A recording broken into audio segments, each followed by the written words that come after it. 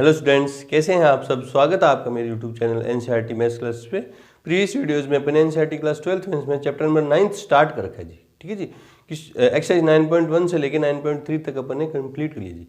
क्या पढ़ा है अपन ने अभी तक? डिफरेंशियल इक्वेशन के बारे में, order and degree of differential equation पढ़ा था, general and particular solution of differential equation सीख लिया अपन ने, है ना, 9.2 में। और फॉर्मेशन ऑफ डिफरेंशियल इक्वेशन, जिसका जनरल सोल्यूशन हमें क्या था, गिवन था, वो भी सीख लिया ना, डिफरेंशियल इक्वेशन को बनाना जनरल सोल्यूशन से 9.3 में। ठीक है जी, अभी तक अपन ने डिफरेंशियल इक्वेशन को सोल्व करने के मेथड नहीं सीखे ना। आज के इस वीडियो में अपन एनसीईआरटी क्लास 12th में इसमें चैप्टर नंबर 9 में एक्सरसाइज 9.4 का इंट्रो पढ़ने वाले हैं।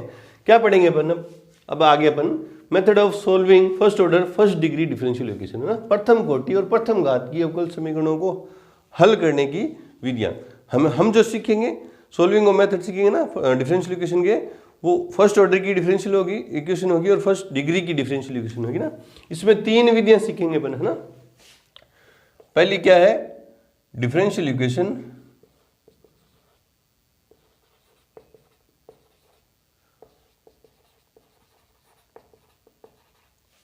विद वेरिएबल सेपरेबल मेथड,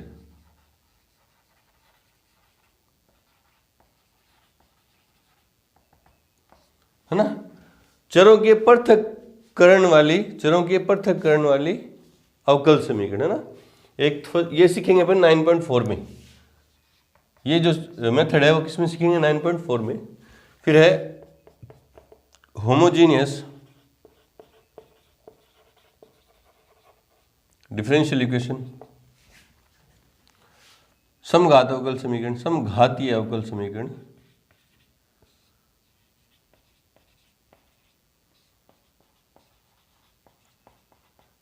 ये पढ़ेंगे अपन 9.5 में।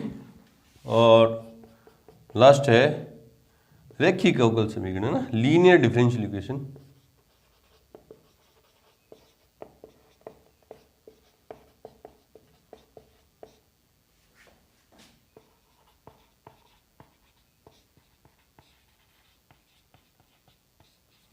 ये पढ़ेंगे अपन 9.6 में और फिर मिसलेनियस पढ़ेंगे और चैप्टर क्या हो जाएगा कंप्लीट। अभी आज की इस वीडियो में अपन इस वाले टॉपिक पे डिस्कस करने वाले हैं differential equation with variable separable, है ना। ऐसी अवकल समीकरण जिनमें वेरिएबल को सेपरेट किया जा सके, है ना, उनको कैसे सोल्व करेंगे। मान लो, और सारी जो इन सब में तीनों 9.4 में, 9.5 में, 9.6 में जो भी अपन डिफरेंशियल इक्वेशन पढ़ेंगे वो क्या होगी? फर्स्ट ऑर्डर की होगी और फर्स्ट डिग्री की होगी। आई होप कि आपको पता हो कि ऑर्डर क्या होता है, डिग्री होती है ना। डिग्री क्या होती है? डिफरेंशियल इक्वेशन में जो हाईएस्ट ऑर्डर का डेरिवेटिव इन्वॉल्व हो वही क्या होता है? उसका ऑर्डर। तो इसमें ऐसी डिफरेंशियल इक्वेशन पढ़ेंगे जिसमें हाईएस्ट ऑर्डर का डेरिवेटिव क्या होगा? फर्स्ट ऑर्डर डेरिवेटिव होगा। और हाईएस्ट ऑर्डर की जो डिग्री है वो क्या होगी? अगर वो पॉलिनोमियल इन डेरिवेटिव है और उसकी हाईएस्ट ऑर्डर की जो डिग्री है, घात है, वो क्या होगी? एक घात होगी। उसी के बारे में चर्चा करेंगे ना। ये आगे पढ़ेंगे अपन ना, ये दोनों अपन आगे पढ़ेंगे 9.5 और 9.6 में। इसके बारे में देखो क्या होगा। वेरिएबल सेपरेबल मेथड क्या है?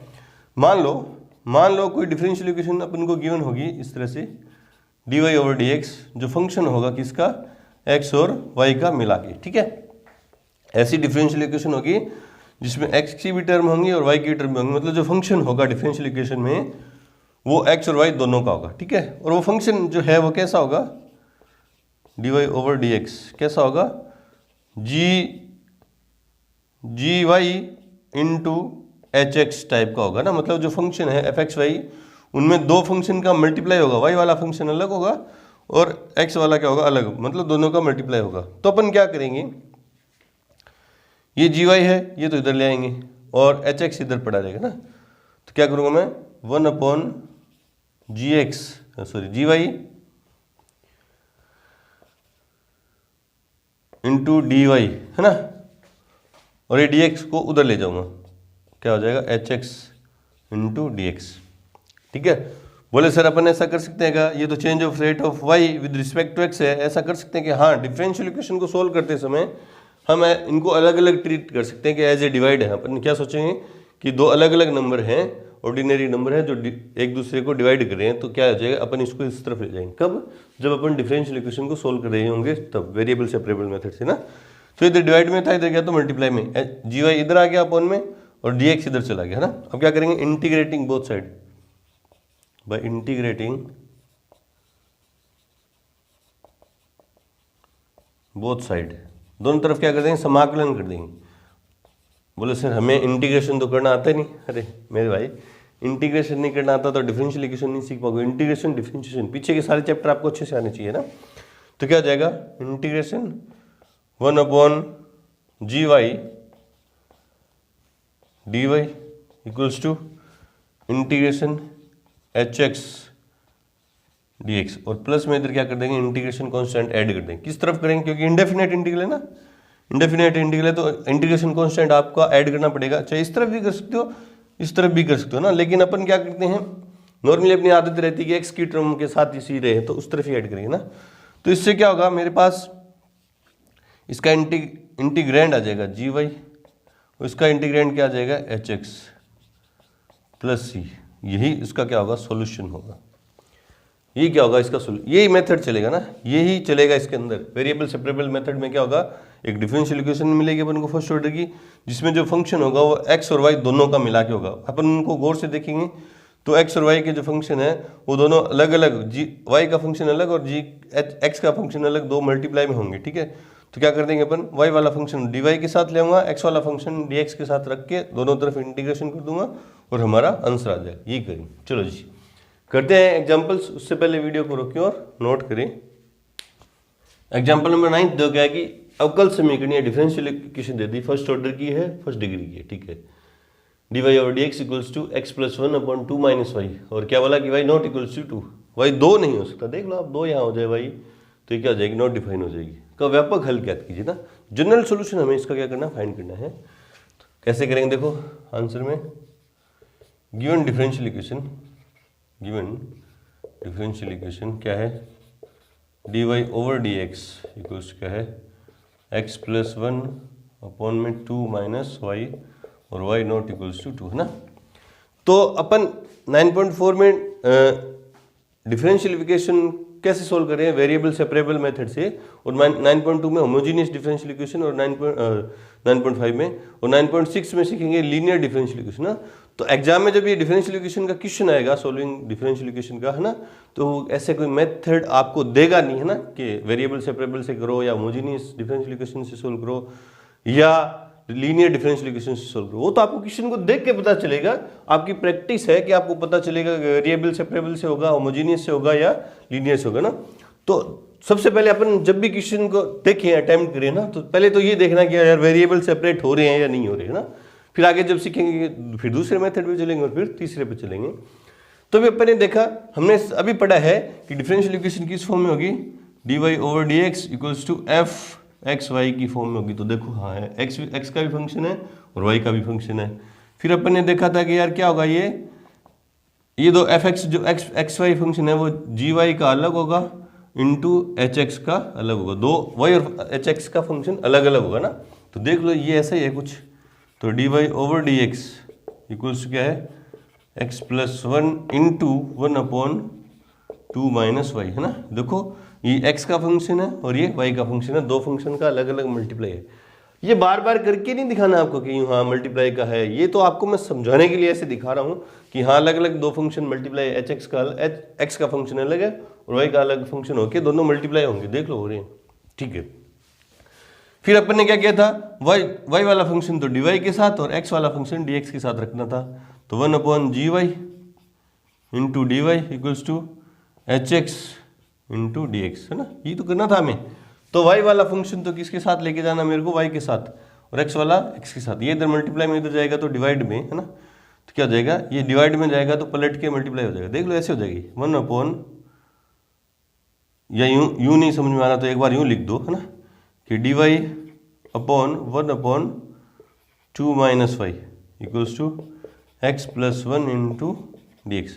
ये x वाला फंक्शन dx के साथ अलग कर लिया और y वाला dy के साथ अलग कर लिया। ये क्या हो जाएगा, 2 minus Y D Y equals to x plus 1 dx। कर दिया, यहाँ पहुँच गया अपन। अब क्या करना है, हमें इंटीग्रेशन बोथ साइड करना है। यूँ किया था, ये विधि सीखी थी अपन ने। इधर भी एच एक्स डी एक्स और सी की तरफ, एक्स वाले फंक्शन की तरफ सी ऐड कर देंगे। लिख दूंगा बाय इंटीग्रेटिंग बोथ साइड, क्या हो जाएगा integration 2 minus Y D Y equals to integration x plus 1 D X plus C. ठीक है, इंटीग्रेशन कर दो। अब 2y का 2 का क्या होगा, 2 तो कॉन्स्टेंट है, y कॉन्स्टेंट का क्या होगा y, ठीक है वेरिएबल आ जाएगा। माइनस y का क्या होगा y square by two x की पावर n वाले फॉर्मूले से इक्वल्स टू x का क्या होगा एक्स स्क्वायर बाई 2 प्लस 1 का क्या होगा x और प्लस में क्या है c, है ना। ये हमारा क्या है सॉल्यूशन है ना, ये हमारा क्या है सॉल्यूशन है। लेकिन जनरली अपन देखते हैं यहाँ तक कर दोगे तो आपका कोई गलत नहीं करेगा। जनरली अपन क्या देखते हैं जो सॉल्यूशन होता है वो क्या होता है y equals to f x का फंक्शन होता है ना। y जो फंक्शन है वो किसका होता है x का फंक्शन, मतलब y को एक तरफ रखते हैं अपन और x को अलग रखते हैं ना, उस तरह का है। तो देखते हैं उसमें कई फंक्शन होंगे ऐसे जो इस फॉर्म में आ जाएंगे, कई होंगे नहीं जो इस फॉर्म में नहीं आएंगे। तो यहाँ तक छोड़ दो, अगर आपको आंसर मैच कराने वाली बात है तो थोड़ा सा प्रैक्टिस करके देखेंगे ना। तो एलसीएम ले लूँ दोनों तरफ, तो क्या हो जाएगा 4y minus Y square upon 2 और इधर एलसीएम क्या आएगा 2, है ना। तो क्या आ जाएगा x square plus 2x plus 2c, ये दोनों गायब।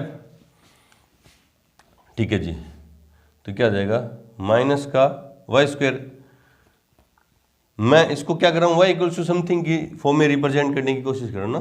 तो माइनस का वाई स्क्वायर प्लस के 4y equals to x square plus 2x plus c1, और जहाँ मेंशन कर दो कि c1 क्या है, c1 क्या है 2c, है ना। वो ये एक नया कांस्टेंट है 2c लिख दो, c1 कांस्टेंट इतना ही है ना, चाहे 2c की फॉर्म में लिख दो चाहे c1 की फॉर्म में ना।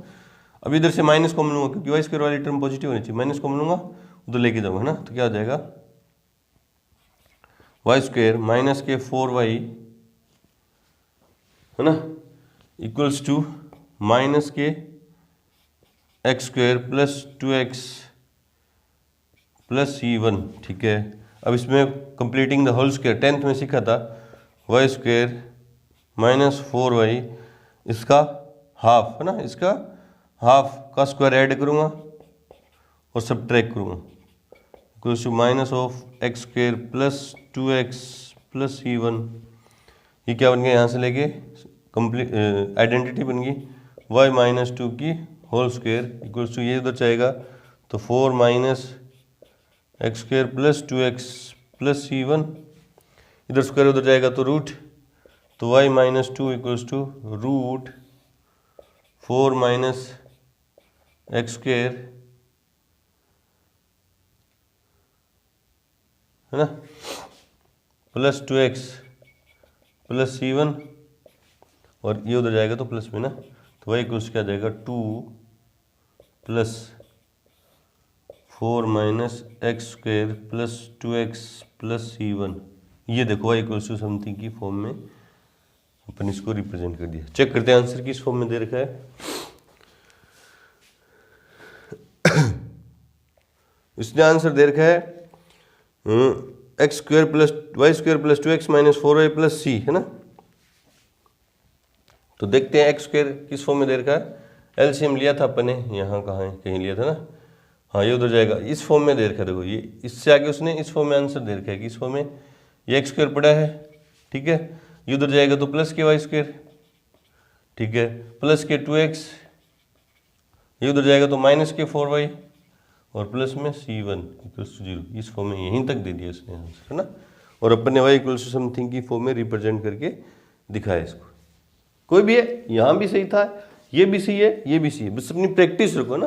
बस ये सोल्व इंटीग्रेशन करने वाला जो टर्म है, ये जो है ना, ये जो पद है, ये आप अच्छे से सोल्व करेंगे। चलो जी बढ़ते हैं एग्जाम्पल नंबर 10th की तरफ। से पहले वीडियो को रोकें और नोट करें। एग्जाम्पल नंबर 10th देखो क्या है कि अवकल समीकरण डिफरेंशियल इक्वेशन यदि dy और dx equal to 1 plus y square upon 1 plus x square का व्यापक हल, जनरल सोल्यूशन क्या कीजिए ना। तो अपन करके नहीं दिखाएंगे, सीधा देखो कैसे करेंगे, अटेम्प्ट क्वेश्चन अटेम्प्ट कैसे करेंगे, वो तो मैंने समझाने के लिए सारा आपको बताया था, इनको मल्टीप्लाई करके। अब क्वेश्चन मान लो एग्जाम में करना हो तो कैसे करेंगे आप।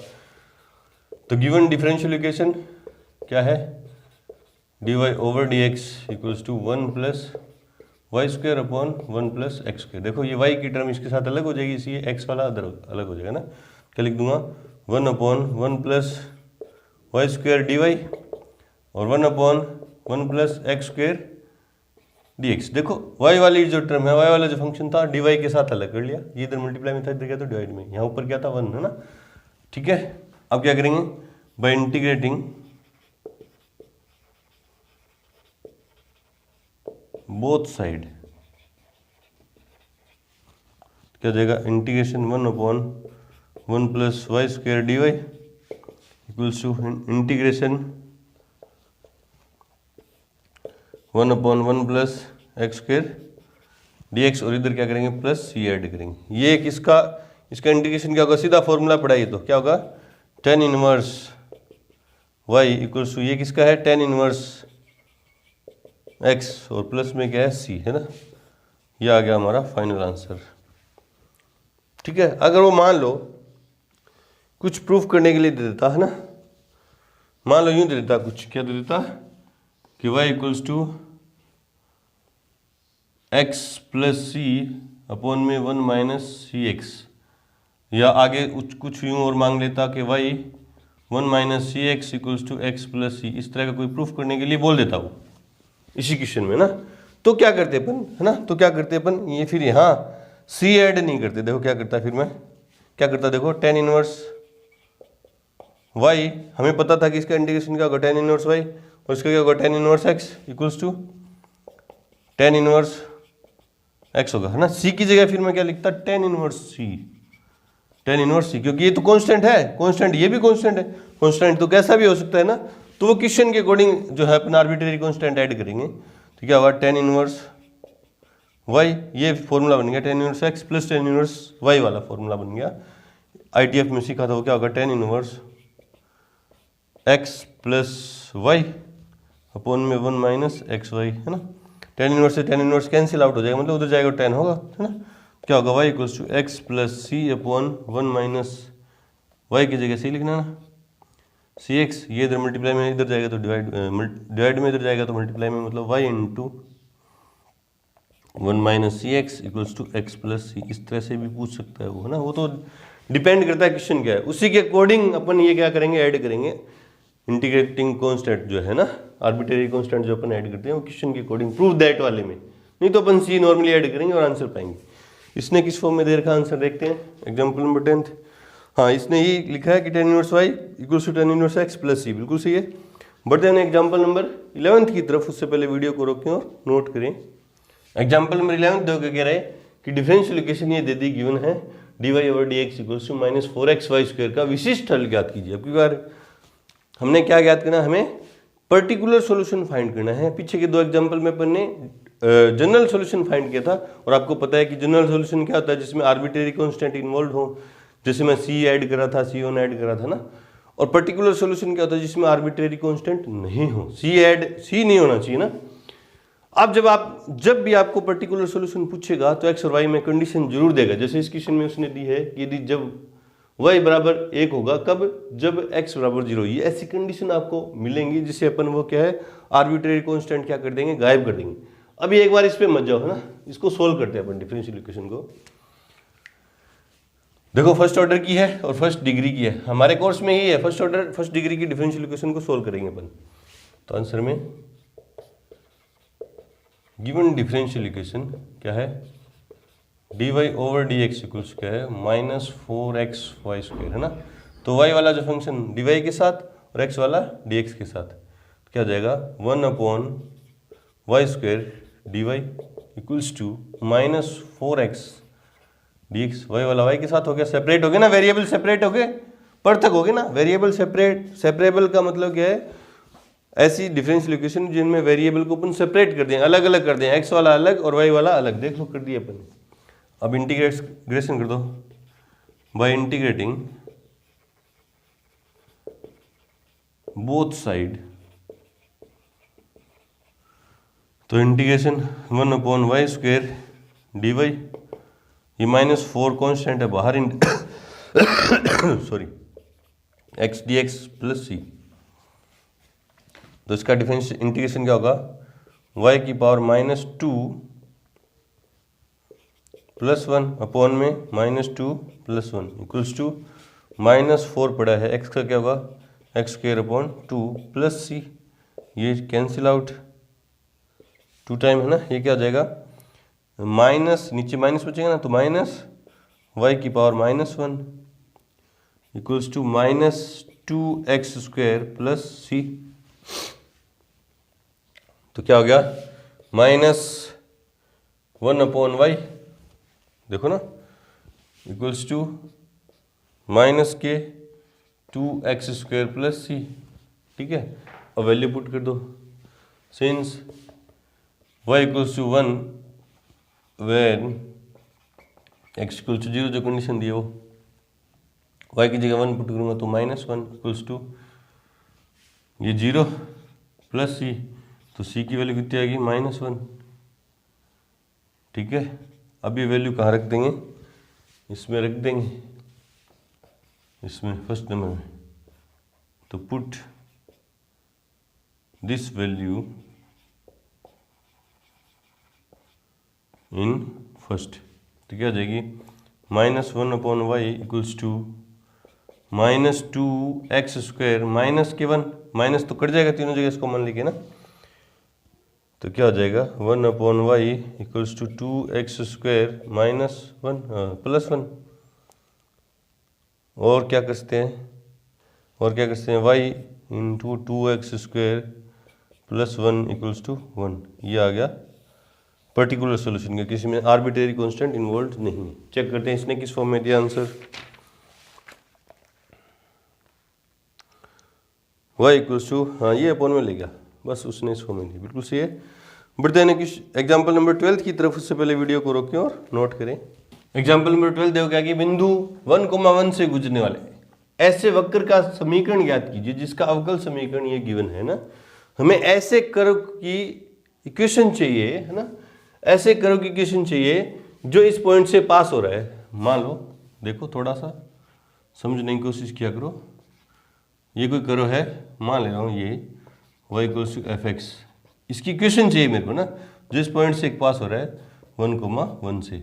इस पॉइंट से पास हो रहा है मतलब इस पॉइंट के कोऑर्डिनेट इस कर्व की इक्वेशन को क्या करेंगे, सेटिस्फाई करेंगे। इस कर्व की डिफरेंशियल इक्वेशन अपन को गिवन है ना। उससे पहले करते हैं इसकी कर्व की इक्वेशन। तो आंसर में गिवन डिफरेंशियल इक्वेशन इक्वल्स क्या है, x dy equals to 2x² + 1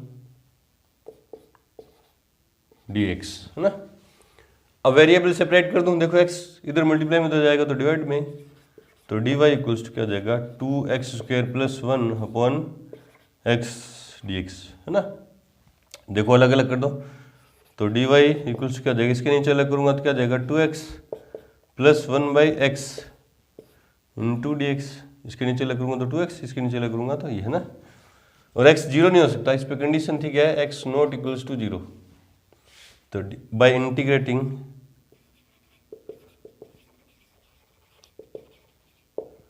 both side तो क्या जाएगा, integration dy equals to integration 2x + 1/x dx और प्लस c है ना। y dy का इंटीग्रेशन क्या होगा, y कांस्टेंट का इंटीग्रेशन क्या होगा, y वेरिएबल इसका क्या होगा 2x² प्लस इसका क्या होगा log mod x plus c।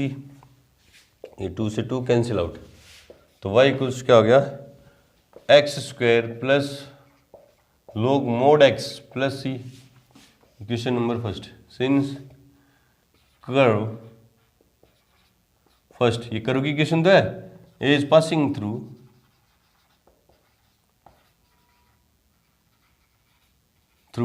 Point 1,1 है ना। इस कर्व, ये जो कर्व है इस 1,1 से पास हो रहा है। पास होने का मतलब क्या, इसके जो कोऑर्डिनेट हैं इस कर्व की इक्वेशन को क्या करेंगे, सेटिस्फाई करेंगे। मतलब x की जगह y की जगह वैल्यू पुट कर दे रहा हूँ, तो y की जगह 1 equals to 1 plus log 1 plus c है ना। तो ये इधर प्लस में इधर आएगा तो माइनस में 0 इक्वल्स टू c प्लस 0, क्योंकि आपको पता है सिंस log 1 की वैल्यू क्या होती है, 0 होती है, ये 0 है और ये सी है, ठीक है। तो सी इक्वल्स कितना है 0, देयरफॉर वाई इक्वल्स क्या है x square plus log mod x और प्लस सी की जगह क्या रखिए 0 रखिए यहाँ पे, है ना। तो बाय फर्स्ट ये आ गया इसका कर्व की इक्वेशन। चेक करते हैं answer number, example number 12th, y equals to x square plus log mod x, बिल्कुल सही है। बढ़ते हैं एग्जाम्पल नंबर 13th की तरफ, उससे पहले वीडियो को रोकें और नोट करें। एग्जाम्पल नंबर 13th देखो क्या कि बिंदु -2,3 से गुजरने वाले ऐसे वक्र का समीकरण ज्ञात कीजिए जिसके किसी बिंदु एक्स वाई पर स्पर्श रेखा की प्रवणता ये है ना, क्या है, एक कर्व है जिस पॉइंट से पास हो रहा है, ठीक है।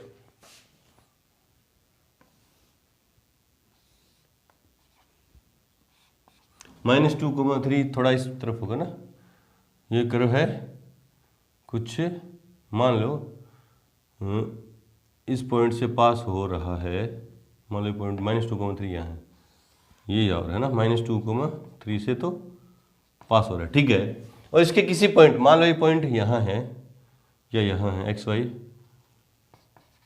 इस पॉइंट पर टेंजेंट का जो स्लोप है वो कितना है 2x/y², है ना।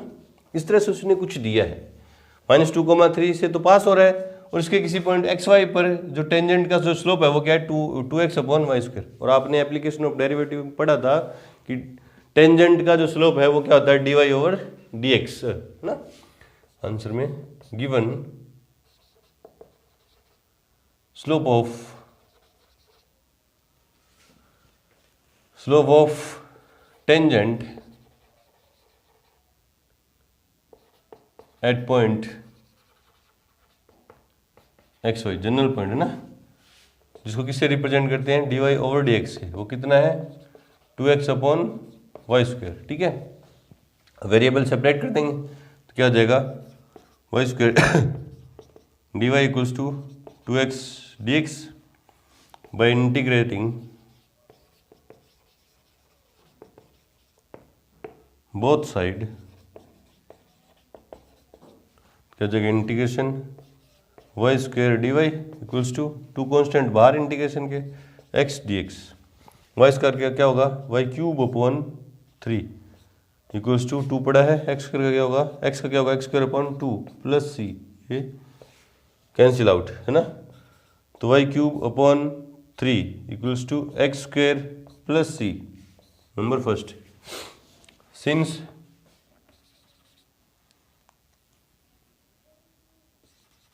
curve first is passing through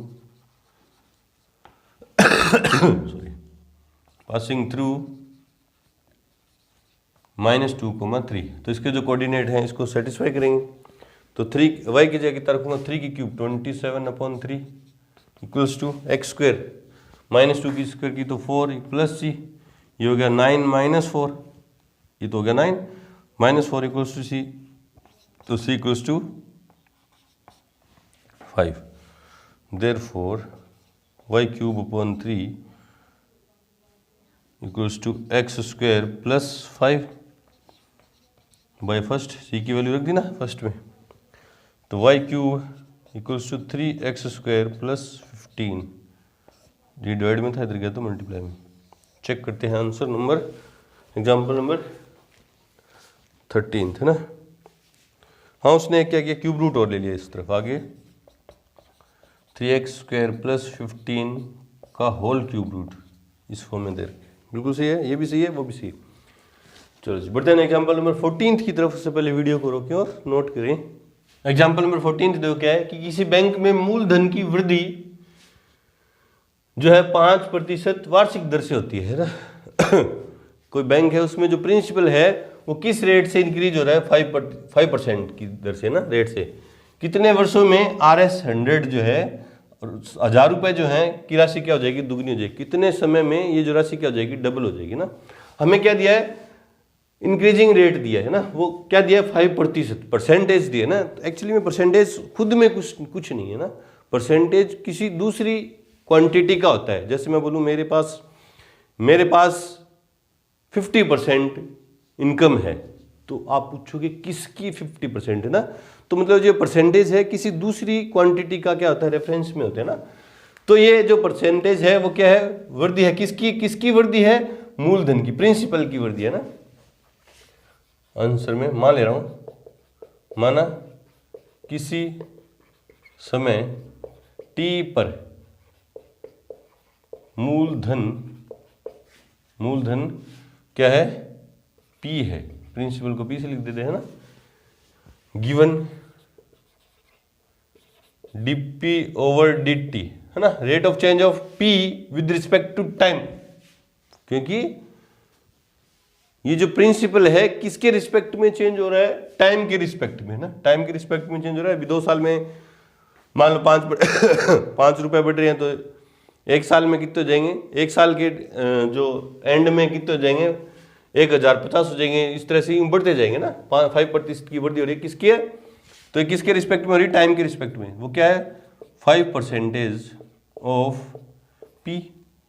अरे प्रिंसिपल के अकॉर्डिंग ही तो बढ़ेंगे ना, ये जो रेट बढ़ेगा 100 रुपए है तो 5 रुपए बढ़ेंगे, आपने 100 रुपए डाले तो 5 रुपए बढ़ेंगे, 1000 रुपए डाले तो 50 रुपए बढ़ेंगे, और ज्यादा डालोगे तो और ज्यादा बढ़ेंगे। तो किसके रिस्पेक्ट में बढ़ रहे हैं, ये p के रिस्पेक्ट में है ना। तो dp over dt equals to 5/100, percentage के क्वेश्चन को सॉल्व करते हैं, तो dp ओवर dt इक्वल्स क्या जाएगा, 1/20p। अब वेरिएबल सेपरेट कर दूं तो क्या जाएगा, 1/p dp इक्वल्स टू, हमें तो रिलेशन किस में चाहिए, प्रिंसिपल में, प्रिंसिपल डबल हो रहा है, और टाइम में है ना। तो ये देखो प्रिंसिपल में और टाइम में ही रिलेशन है, equals to 1/20 dt by integrating both side, क्या हो जाएगा, integration 1/p dp equals to 1/20 constant integration dt plus c। तो इसका क्या हो जाएगा, इंटीग्रेशन 1/p का log mod p equals to 1/20 t plus c है ना। अब जब शुरुआत में है ना, कितने समय में जो राशि है, पहले तो मुझे ये c की वैल्यू चाहिए है ना, फिर टाइम चाहिए मुझे, कितने टाइम में वो क्या हो जाएगा, डबल हो जाएगा, वो तो अलग बात है। अब शुरुआत में जब एकदम शुरुआत में अपन ने बैंक में पैसे डाले तो टाइम उस टाइम कितना था, 0, t इक्वल्स टू 0 था ना। जब t equals to 0 then p equals to कितना था, 100। शुरुआत में कितने रुपए डाले अपने, 100 रुपए, उस समय टाइम क्या था, 0 था। ये वैल्यू, ये कंडीशन इसमें लगा देंगे ना, तो log 100 ठीक है इक्वल्स टू 1/20 इंटू टी कितना है, 0 इक्वल्स टू c। तो ये 0 इंटू समथिंग क्या गया सॉरी प्लस c। यहाँ टी की, ये सारी कंडीशन में टी की जगह 0 रख दिया और p की जगह 100 रख दिया, तो ना c इक्वल्स टू कितना आ गया, log 100 ठीक है। ये इक्वेशन फर्स्ट में पुट कर दे रहा हूँ है ना, put this value in first, तो क्या आ गया, log p mod p equals to t/20 plus log 100 ठीक है। अब मुझे क्या बोला वो, अब मैंने देखो आर्बिट्रेरी कांस्टेंट तो गायब कर दिया है ना कंडीशन लगा के। अब वो क्या बोला, कितने वर्षों में RS क्या हो जाएगा, डबल हो जाएगा। सिंस P इक्वल्स टू क्या आ जाए 2000 एंड T इक्वल्स टू हमें क्या करना है, फाइंड करना है ना, टाइम तो फाइंड करना, और जो क्या प्रिंसिपल है वो क्या हो जाएगा, डबल हो जाएगा। डबल मतलब 100 का डबल क्या हो जाएगा, 200 तो होगा। तो वैल्यू पुट कर दो ये भी सारी इस कंडीशन में वापस इस इक्वेशन में, तो log 200 इक्वल्स टू टी तो फाइंड करना है अपॉन 20 प्लस log 100। ये log वाली क्वांटिटी एक तरफ करूँगा तो क्या जाएगा, log 200 माइनस log 100 नहीं 1000 सॉरी 100 बोल रहा हूँ मैं यहाँ सब जगह, ये क्या 1000 है ना, इक्वल्स टू टी अपॉन 20। तो log की प्रॉपर्टी से log m minus log n क्या हो जाएगा, log m अपॉन n, तो log 2 बचेंगे ना, अपॉन में 100,000 जाएंगे तो log क्या हो जाएंगे, log 2 equals to t upon 20, तो t इक्वल्स टू कितना आया 20 log 2 वर्ष ईयर है ना। log की कोई कंडीशन दे नहीं रखी अपन को तो लगाएंगे नहीं, देखते हैं क्या आंसर दे रखा है इसने क्या दे रखा है, हाँ t इक्वल्स टू 20 log 2 है ना, और कोई भी बेस नहीं दे रखा log का तो अपन क्या मानते हैं, e मानते हैं ना, नेचुरल log मानते हैं है ना। चलो जी इस तरह से करेंगे। तो यहाँ पे आके हमारी एक्सरसाइज 9.4 का इंट्रो प्लस एग्जाम्पल कंप्लीट हुए। मिलते हैं अपने एक्सरसाइज 9.4 के साथ, तब तक के लिए गुड लक, थैंक यू।